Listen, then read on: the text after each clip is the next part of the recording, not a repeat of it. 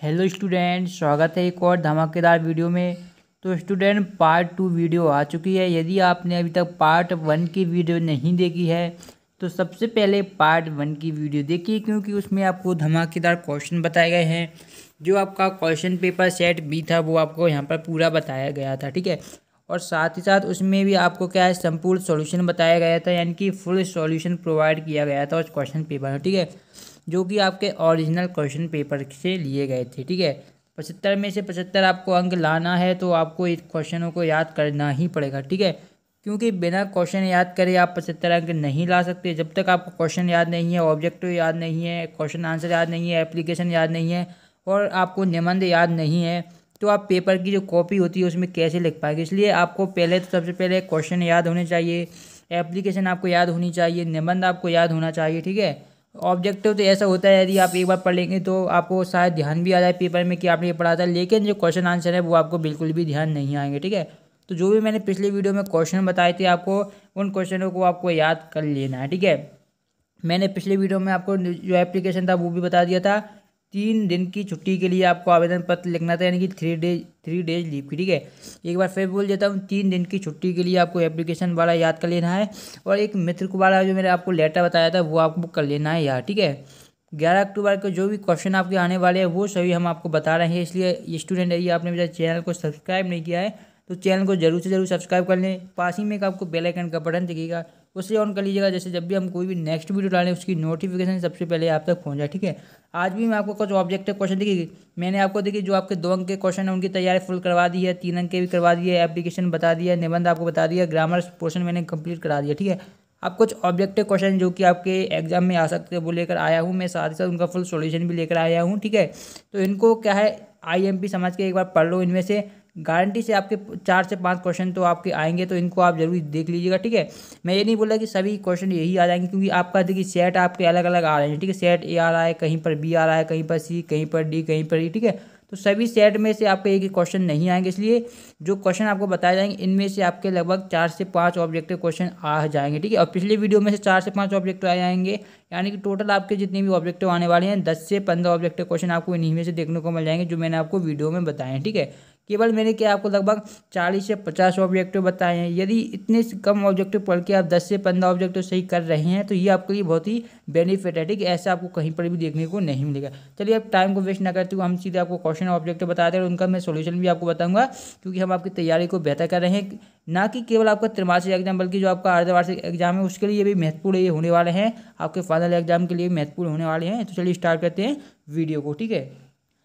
तो स्टूडेंट देखिए, यहाँ पर जो पहला क्वेश्चन दिया गया है वो आपको बता देता हूँ कि कबीरदास जी की रचना है, ठीक है। ये पिछली वीडियो में मैंने आपको एक क्वेश्चन बताया था, आप ऑप्शन यहाँ पर देख पा रहे होंगे। पहला आपका ऑप्शन दिया गया है साकेत, सेकंड है बीजक, थर्ड है आपका कुरुक्षेत्र और चौथा है आपका यामा, ठीक है। तो कबीरदास जी की रचना मैंने पिछले वीडियो में बताया था, बहुत ही महत्वपूर्ण है। कबीरदास जी की जो रचना है वो यहाँ पर हो जाएगी बीजक, जो कि आपको ऑप्शन नंबर बी में देखने को मिल रहा है, ठीक है।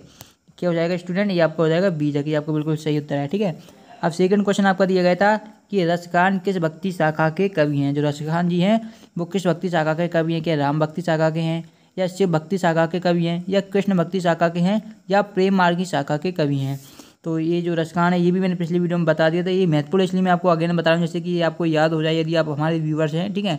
तो रसखान है जो आपके कृष्ण भक्ति शाखा के कवि हैं, ठीक है। अब देखिए थर्ड दिया गया था कि कैदी और कोकिला किसकी रचना है। थर्ड क्वेश्चन है, ऑप्शन है रामधारी सिंह दिनकर, माखनलाल चतुर्वेदी, महादेव वर्मा और जयशंकर प्रसाद, ठीक है। तो इसका जो आपका तीसरे का राइट आंसर हो जाएगा वो आपका हो जाएगा माखनलाल चतुर्वेदी। जो कैदी रचना है वो माखनलाल चतुर्वेदी की है, ठीक है। अब हम आगे बढ़ेंगे, आगे क्वेश्चन देखेंगे। क्वेश्चन नंबर आप 4 स्क्रीन पर देख पा रहे होंगे, जो कि है आपका सुमित्रा नंदन पंत का जन्म हुआ था, ठीक है। ये चौथा क्वेश्चन है कि सुमित्रा नंदन पंत का जन्म कहाँ पर हुआ था।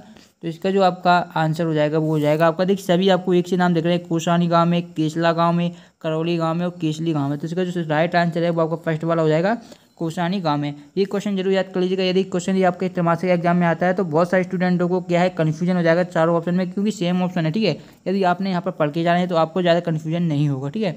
फिर आपका दिया गया था कि रचनाकार राजेश जोशी किस राज्य के हैं, ये पूछा गया था। ऑप्शन है उत्तर प्रदेश, मध्य प्रदेश, गुजरात और महाराष्ट्र, 4 ऑप्शन के ऑप्शन दिए गए हैं।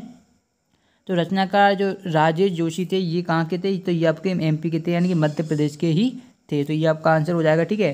अब हम आगे बढ़ेंगे, नेक्स्ट क्वेश्चन देखेंगे। यहाँ पर देखिए नेक्स्ट है कबीरदास जी की भाषा है, ठीक है।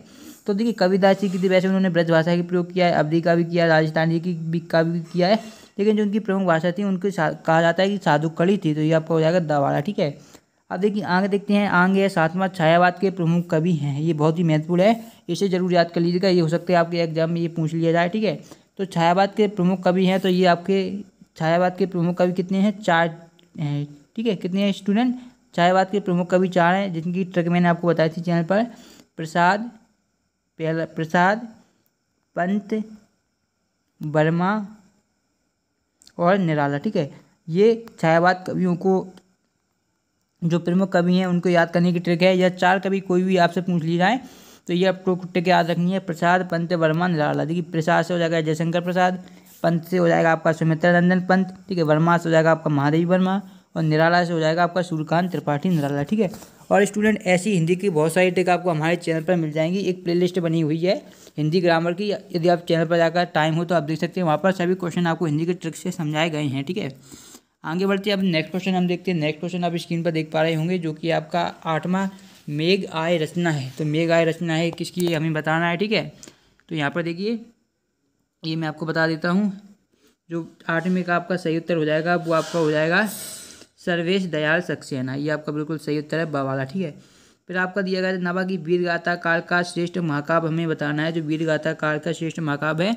तो आपको क्या ये ऐसा नहीं करना कि आप रामचरितमानस को लगा दें, क्योंकि आप जानते हैं कि जो श्रेष्ठ महाकाव्य है वो रामचरितमानस है, लेकिन आपको ये भी क्वेश्चन में पढ़ना है कि क्वेश्चन में हमसे वीर गाथा काल का पूछा गया है, ना कि आपसे कहीं और का, ठीक है। तो वीर गाथा काल का जो श्रेष्ठ महाकाव्य है वो ओनली और क्या हो जाएगा आपका पृथ्वीराज दासो, ये बहुत ही फेमस है, सबसे पहला महाकाव्य यही है जो फेमस है, पृथ्वीराज दासो, जो कि वीर गाथा काल का श्रेष्ठ महाकाव्य है, ठीक है। प्रातः 10वां जो कि आपको दिया गया था कि प्रेम मार्ग की शाखा के प्रतिनिधि कवि हैं। तो प्रेम मार्ग की शाखा के जो प्रतिनिधि कवि हैं ये भी सिंपल ही है, जो कि आप जानते हैं जायसी हैं। ये क्या प्रेम मार्ग की शाखा के प्रतिनिधि या प्रमुख कवि माने जाते हैं, मलिक मोहम्मद जायसी, ठीक है। अब देखिए आगे देखिएगा कि 11वां आपका यहाँ पर दिया गया है कि हिंदी साहित्य का सर्वाधिक लोकप्रिय महाकाव्य है, ठीक है। तो अब आपका जो जाना पहचाना क्वेश्चन है वो आपका पूछा गया है, तो अब आप आंसर भी जाना पहचाना ही देंगे, यानी कि रामचरितमानस, ठीक है। ये लगभग सभी बच्चों को याद होगा है, ठीक है। फिर आता है आपका स्वर्ण किरण रचना है, तो हमें बताना है जो स्वर्ण किरण है वो किसकी रचना है। आपके ऑप्शन स्क्रीन पर देख रहे होंगे आप यहाँ पर, ठीक है। कबीर की, सुमित्रानंद पंत, रसखान या सूरदास, ठीक है। तो ये आपका क्वेश्चन नंबर है 12 और इसका जो आपका आंसर हो जाएगा वो हो जाएगा सुमित्रानंदन पंत की, ठीक है। अब देखिए नेक्स्ट आपका जो क्वेश्चन दिया गया था वो है आपका कि प्रेम वाटिका के रचनाकार हैं रसखान, मीराबाई, जायसी या कबीरदास। तो 13वें का आपका जो आंसर हो जाएगा वो आपका हो जाएगा 13वें का रसखान, प्रेम वाटिका के जो रचनाकार हैं वो हैं रसखान। फिर आता है नेक्स्ट जो कि आपका वात्सल सम्राट हैं, तो ये वेरी वेरी IMP है, मैं आपको बता देता हूँ, ये कई बार पूछा गया है, वेरी वेरी IMP है। वात्सल सम्राट कहे जाते हैं तो आप सभी लोग जानते ही हैं, सूरदास जी को वात्सल सम्राट कहा जाता है, यदि आपने कवि परिचय याद किया होगा तो इस बात से आप क्या है जानते ही होंगे। फिर आता है आपका नेक्स्ट जो कि दिया गया है कि हिंदी साहित्य का स्वर्ण काल किस युग को माना जाता है। ये भी स्टूडेंट वेरी वेरी IMP है, जितने भी मैं आपको IMP बता रहा हूँ ये आपको करने ही है। तो हिंदी साहित्य का स्वर्ण युग माना जाता है जो आपका भक्ति काल है, ठीक है। भक्ति काल को हिंदी साहित्य का स्वर्ण युग माना जाता है, तो ये आपको याद हो गए होंगे सभी, ठीक है। मैंने प्रयास किया कि आपको ज़्यादातर क्वेश्चन यहीं पर याद होना है, इसलिए मैंने 2 बार बताया, जैसे कि हिंदी साहित्य का स्वर्ण युग बहुत ही इंपॉर्टेंट है, स्वर्ण युग, वात्सल सम्राट ये भी इंपॉर्टेंट है, सूरदास जी, ठीक है। और ये आपका बहुत ही महत्वपूर्ण है, हिंदी साहित्य का सर्वाधिक लोकप्रिय महाकाव्य, तो ये आपका रामचरितमानस हो जाएगा, ठीक है। ये जो महत्वपूर्ण है प्रेम मार्ग की शाखा के प्रतिनिधि कवि जायसी, तो ये जितनी भी महत्वपूर्ण है ये मैंने आपको 2 बार बता दिए हैं, तो इनको इनमें से क्वेश्चन आपके आएंगे 100%, इसमें कोई भी शक वाली बात नहीं है, तो इनको आपको याद कर ही लेना है, ठीक है। अब मैं कुछ रिक्त स्थान भी आपको बता देता हूँ, जिससे कि आपका जो कॉन्फिडेंस है वो आगे बढ़ जाए, ठीक है। देखिए पहला आपका जो दिया गया था यहाँ पर आपको खालिस्तान दिया गया था यहाँ पर, और यहाँ पर आपको भरना था खालिस्तान काम पर जा रहे हैं, तो इसका जो आपका आंसर हो जाएगा वो आपको हो जाएगा बच्चे काम पर जा रहे हैं। सेकंड दिया गया था मखमली टमाटर, खालिस्तान यहाँ पर दिया गया है, फिर आपको भरना है लाल या पीले, तो इसमें जो आपका आंसर आ जाएगा मखमली लाल टमाटर, ठीक है। क्या आ जाएगा स्टूडेंट, मखमली लाल टमाटर। चलिए अब आगे क्वेश्चन देखते हैं। तीसरा आपके यहाँ पर दिया गया था देग आया, यहाँ पर खालिस्तान दिया गया था गहना सूर्य या चंद्र, तो इसमें जो आपका आंसर हो जाएगा वो आपका हो जाएगा सूर्य, ठीक है। फिर आपका था एक है जो कि चौथा, एक भारतीय आत्मा खालिस्तान को कहा जाता है। तो एक भारतीय आत्मा जो कहा जाता है स्टूडेंट वो कहा जाता है यहाँ पर, क्वेश्चन नंबर ये आपका चौथा है, तो ये आपका हो जाएगा माखन लाल चतुर्वेदी, ठीक है, एक भारतीय आत्मा, ठीक है। फिर आता है जो कि आपका चौथा दिया गया, जायसी का खालिस्तान प्रसिद्ध महाकाव्य है। तो जायसी का जो प्रसिद्ध महाकाव्य है वो आप जब भी जानते हैं, मलिक मोहम्मद जायसी का है, पद्मावती श्रेष्ठ महाकाव्य उनका बहुत ही फेमस है, ठीक है। फिर छठा दिया गया है आपका जो कि है, प्रेमी ढूंढते में फिरो खालिस्तान मिले ना कोई। तो यहाँ पर प्रेमी आएगा, यह आपका आएगा पति, तो यहाँ पर जो आपका आएगा वो आपका आएगा प्रेमी, ठीक है। फिर अगला देखेंगे, अगले की बात करें तो आपका दिया गया है, मानुष हो तो वही रसखान बसे खालिस्तान दिया गया है, गांव के ग्वान ब्रज या गोकुल, यहाँ पर क्या आएगा, तो इसमें आपका आ जाएगा ब्रज, ठीक है। फिर नेक्स्ट की बात करें, नेक्स्ट दिया गया आपका जो कि है आठवां, कवि सुरेंद्रनाथ पंत ने लता का मानवीकरण खालिस्तान के रूप में किया है, नव विवाहिता या कुमारी के रूप में। तो इसका जो आपका आंसर हो जाएगा वो हो जाएगा नव विवाहिता के रूप में किया है, ठीक है। कैदी और कोयल दोनों ही खालिस्तान का देश की वासी हैं, स्वतंत्र या गुलाम। तो इसका जो आपका आंसर हो जाएगा वो हो जाएगा स्वतंत्र देश के वासी हैं, ठीक है।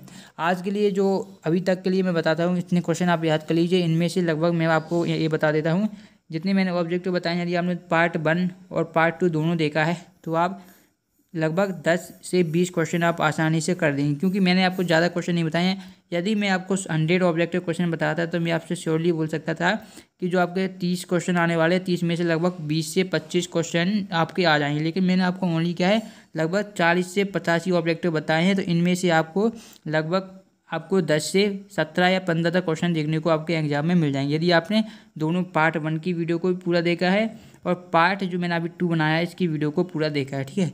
यदि आप चाहते हैं कि पार्ट में टॉप 100 क्वेश्चन भी आपको ऑब्जेक्टिव सुबह से पहले बता दूं, जिसमें से आपके क्या है 30 से 35 नहीं, आपके 20 से 30 क्वेश्चन आपके आ जाएँ, लगभग 30 तो नहीं आएंगे लेकिन 20 से 25 क्वेश्चन आपके एग्जाम में आ जाएँ ऑब्जेक्टिव।